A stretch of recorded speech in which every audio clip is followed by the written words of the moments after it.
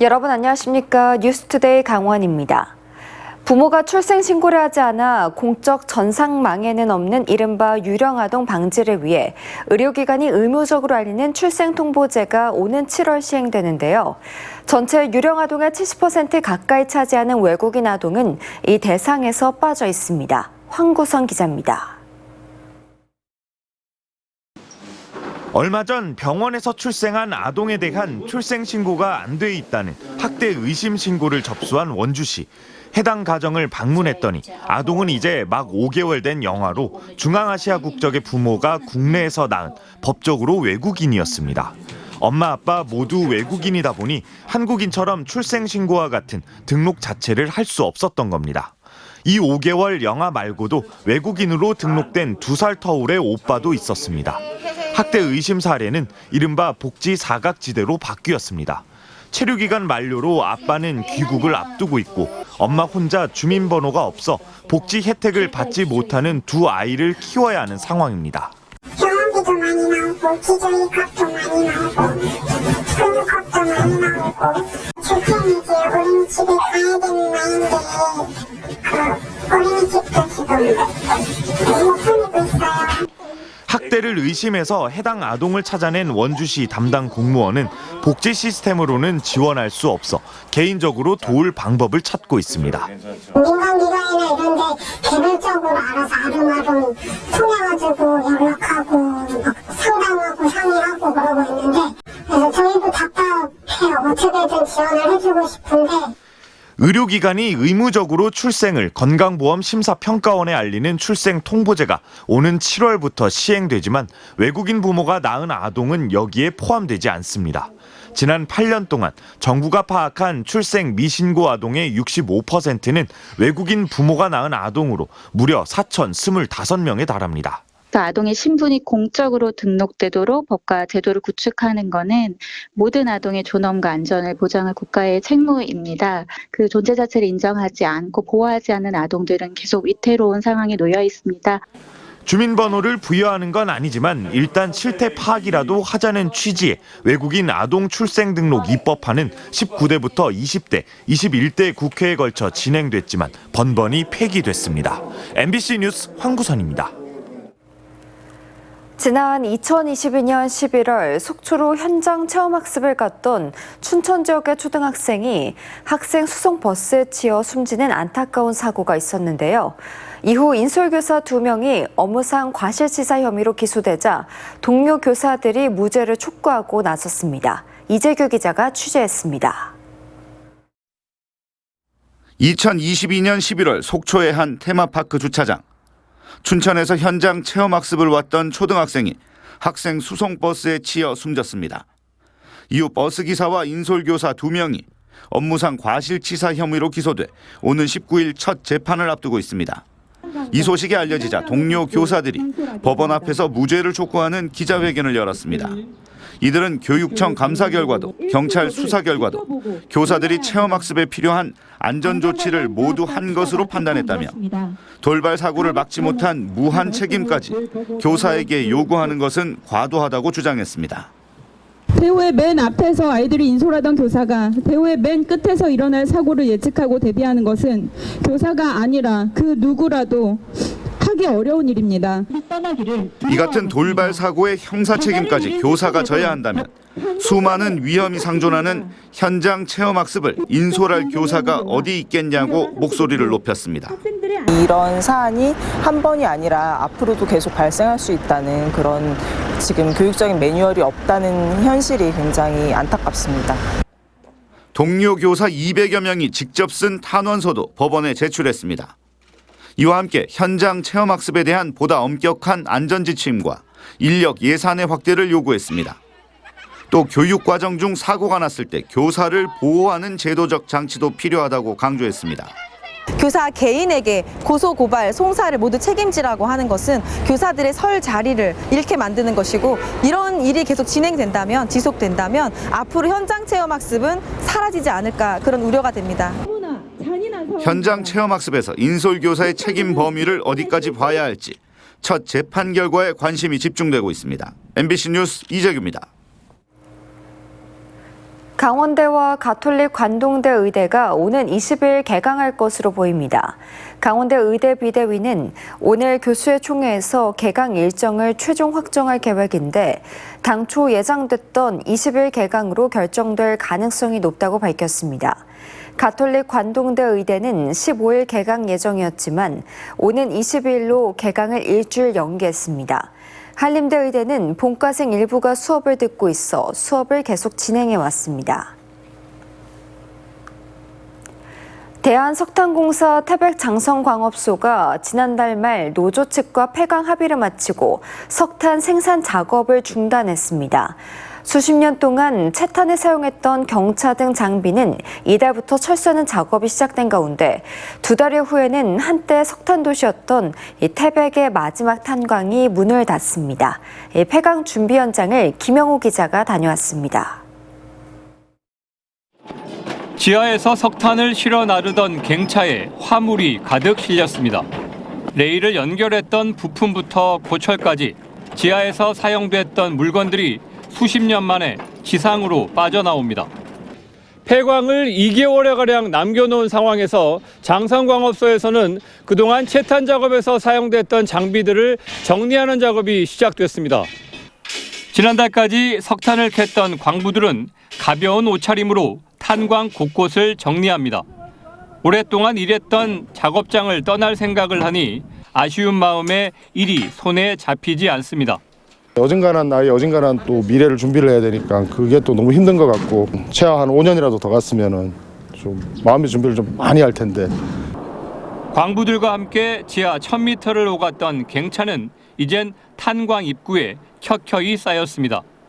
지난해 전남 화순광업소에 이어 올해는 석탄공사의 최대 사업장이었던 장성광업소가 문을 닫게 됩니다. 고철들은 외부 업체에 팔고 사용할 수 있는 장비나 자재들은 내년까지 운영될 삼척 도계 광업소로 옮깁니다. 공정을 자체적으로 수립을 했기 때문에 작은 것부터 꺼내고 큰 것들은 그 후반기에 6월말 가까이 돼서 그렇게 인출할 계획을 갖고 있습니다.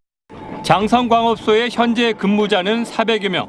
폐광이 이루어지면 70여 명만 폐갱내수 관리를 위해 남게 되고 나머지는 일자리가 보장되지 않습니다. 조기 폐광을 극복할 대안으로 제시된 고용 위기 지역 지정은 요건을 갖추는 문제로 늦어지며 탄광 가동 중단이 예고된 장성 지역은 경기 침체가 가속화될 전망입니다. MBC 뉴스 김용호입니다. 강원도 내 주택매매 소비심리지수가 크게 꺾이며 향후 부동산 매매 시장이 어두울 것으로 전망됩니다. 국토연구원이 발표한 부동산 시장 소비자 심리조사에 따르면 지난달 강원의 소비심리지수는 114.2에서 103.4로 10.8포인트 하락하며 대전에 이어 전국에서 두 번째로 추락세가 컸습니다. 전국적으로도 비수도권 주택 매매 시장의 소비심리지사가 2월 달 102.6에서 3월 100.8로 1.8포인트 떨어졌습니다. 3,500만 원을 뜯어내려던 보이스피싱 수거책이 붙잡혔는데요. 이 검거에 결정적 역할을 한 건 택시기사였습니다. 남다른 눈썰미로 두 번이나 보이스피싱 피해를 막았습니다. 이송미 기자가 보도합니다. 택시기사와 한 승객이 대화를 나누고 있습니다. 수십여 분 뒤 택시기사가 홍천 휴게소에 차를 정차한 뒤 다시 출발합니다. 그 사이 승객을 태웠는데 보이스피싱 수거책인 것 같다고 112에 신고한 겁니다.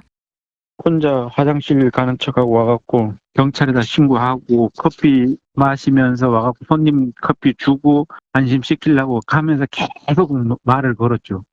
택시에 탄 승객은 2시간 전 양양에서 대환대출을 미끼로 60대에게 3,500만 원을 받아가려던 실제 보이스피싱 수거책이었습니다. 이 수거책은 돈을 건네받기로 한 양양 현장에 나타나지 않은 채 택시를 타고 춘천으로 향하던 길이었습니다.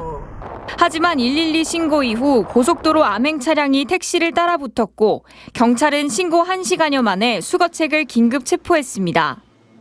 네, 수거책은 택시에서 내린 뒤 20분 정도 걸어와 이 건물 화장실에서 붙잡혔습니다. 이 택시기사가 보이스피싱 신고를 한 건 이번이 두 번째입니다. 지난 1월에도 홍천에 가서 돈을 줘야 한다는 승객의 말을 듣고 112에 신고해 보이스피싱 피해를 막았습니다. 이번 수거책 역시 옷차림과 언행을 유심히 살펴보고 유사범죄에 연루된 것을 눈치챘습니다. 그리고 왜 더 비싼 택시비 버리면서 홍천까지 가냐고, 편하게 여기서 은행에서 보내면 되지 이랬더니 그 사람이 돈을 현찰을 꼭 갖고 오라 했다고. 춘천경찰서는 사기 미수 혐의로 20대 보이스피싱 수거책을 조사하는 한편 택시기사 포상을 검토하고 있습니다. MBC 뉴스 이송미입니다.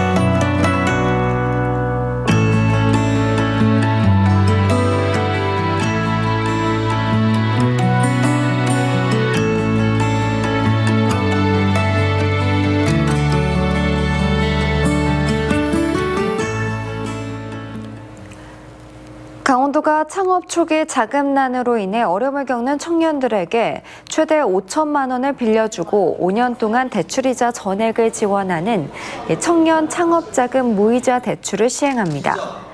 예비 창업자와 업력 7년 미만의 만 45세 이하 청년이 대상이고 강원신용보증재단의 교육 수료 의무도 폐지했습니다.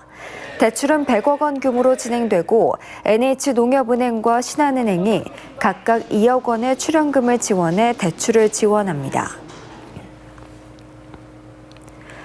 유인출 강원도 의원이 도의회 5분 자유 발언에서 원주 반도체 클러스터의 주요 수원인 화천댐 용수가 정부의 댐 관리 기본 계획에 따라 용인으로 공급되면서 원주 반도체 클러스터 조성 계획이 타격을 받았다며 김진태 지사가 제대로 검토도 하지 않고 묻지마 공약을 한 것이 아니냐고 물었습니다. 이에 대해 강원도는 화천댐 용수를 용인에 공급하고도 74만 톤의 여유량이 있다며 정부가 강원도와 협의 없이 댐 관리 기본 계획 세운 것에 대해 항의했다고 답변했습니다. 춘천시가 농업인들에게 농기계 사고보험 가입비를 지원합니다. 경운기와 트랙터, 콤바인 등 12개 종류의 농기계를 소유하고 있는 농업인들은 보험 가입비의 10%만 부담하면 지역 농협을 통해 보험에 들 수 있습니다. 춘천시는 보험 가입비 지원과 함께 자체 제작한 안전 반사판 750개를 배부하고 저속 차량 표시 등과 방향 지시 등 세트도 지급할 계획입니다. 원주시가 국제스케이트장 유치를 위한 온라인 시민 서명 운동에 돌입합니다. 원주 시민은 누구든지 시청 홈페이지에서 서명에 참여할 수 있습니다. 원주시는 지난 2월 대한체육회 태릉 국제스케이트장 대체부지 선정 공모에 우수한 수도권 접근성과 동계올림픽 벨트 완성 등을 내세우며 판부면 옛 군부대 부지를 제안했습니다. 대한체육회는 올 상반기 중에 최종 후보 부지를 결정할 예정입니다. 삼척 맹방 유채꽃 축제가 지난 14일에 마무리가 된 가운데 삼척시가 유채꽃이 만발한 유채꽃밭을 21일까지 연장 개방하기로 했습니다.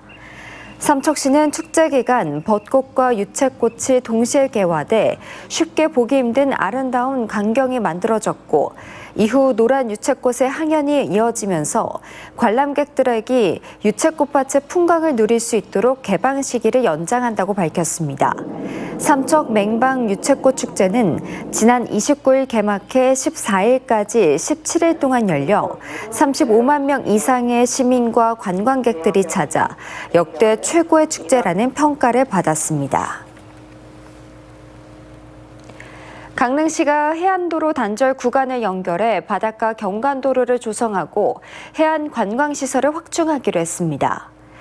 강릉시는 지난 2020년 동해안 바닷가 경관도로 조성 사업에 대한 기본 계획을 수립하고 현재 단절 지역인 주문진 소돌지구, 남항진에서 안인진, 옥계면 금진지구 등 3개 지역 약 9km를 연결하기로 했습니다.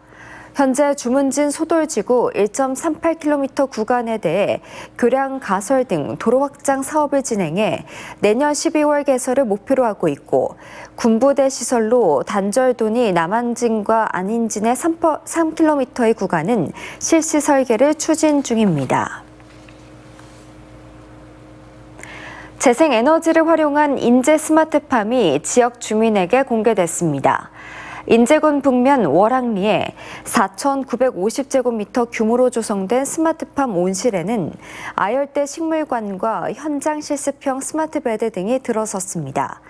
인제군은 기피시설로 분류되는 환경자원센터의 소각으로 폐열을 활용해 난방시설과 최첨단 환경 제어 시스템을 갖춰 환경자원센터를 수익 모델로 탈바꿈한 것에 대해 의미가 있다고 평가했습니다. 정부의 글로컬 대학 추가 선정을 앞두고 연세대 미래캠퍼스가 예비 지정 대학에 선정됐습니다. 연세대 미래캠퍼스는 지난해 최종 선정에서 고배를 마셨지만 추진 계획을 개선해 올해 안에 예비 지정 자격이 유지됐습니다. 이상으로 뉴스투데이를 마칩니다. 시청해주신 여러분 고맙습니다.